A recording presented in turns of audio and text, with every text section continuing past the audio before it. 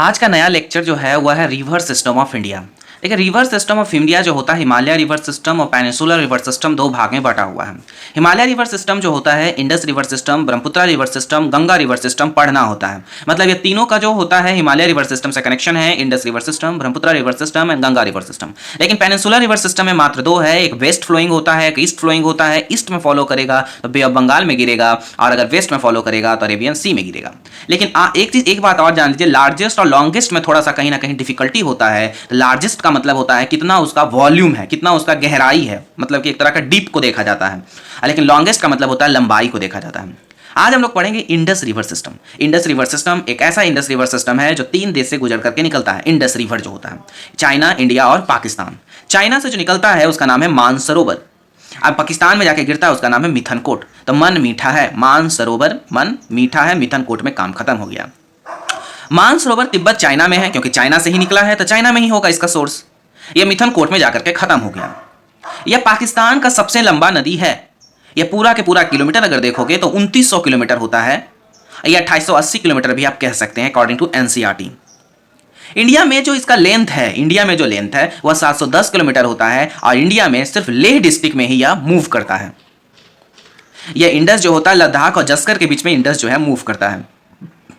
Indus जो है वह जस्कर रिवर से मिलता है, लेह की जगह पे सोक रिवर से भी मिलता है।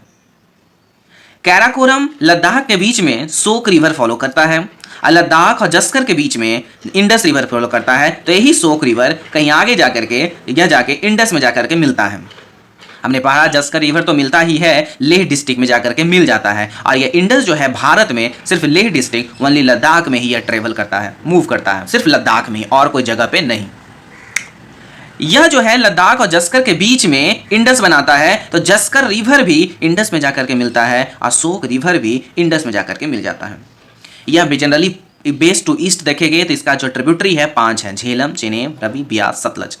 झेलम जो है सबसे बेस्ट में होता है, और जो झेलम है वह जो है इंडिया और पाकिस्तान में ही है। इंडिया और पाकिस्तान में यह जाकर के मिल गया, पाकिस्तान की जगह। यह झेलम जो है उसका सोर्स है वेरीनाग, वेरीनाग, नाग, नाग, नाग नागिन की कहानी झेलम से यह स्टार्ट होता है। इसलिए नाग जो होता है, नाग नागिन की कहानी झेलेंगे नाग नागिन को, तो कश्मीर से ही स्टार्ट होता है। कश्मीर से ही स्टार्ट हुआ इंडिया और पाकिस्तान में। इसका पूरा के पूरा किलोमीटर अगर देखिएगा 720 किलोमीटर देखने को मिलता है।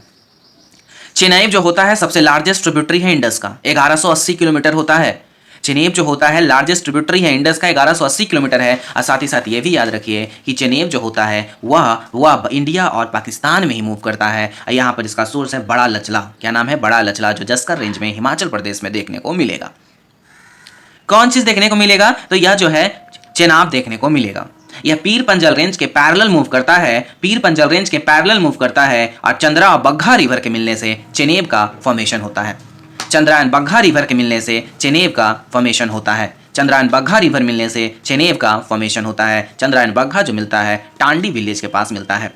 जबकि रवि की अगर बात करें, रवि जो होता है इंडिया और पाकिस्तान में ये भी है, इसका सर सोर्स है रोहतांग पासेस, कुल्लू हिल, हिमाचल प्रदेश में ही।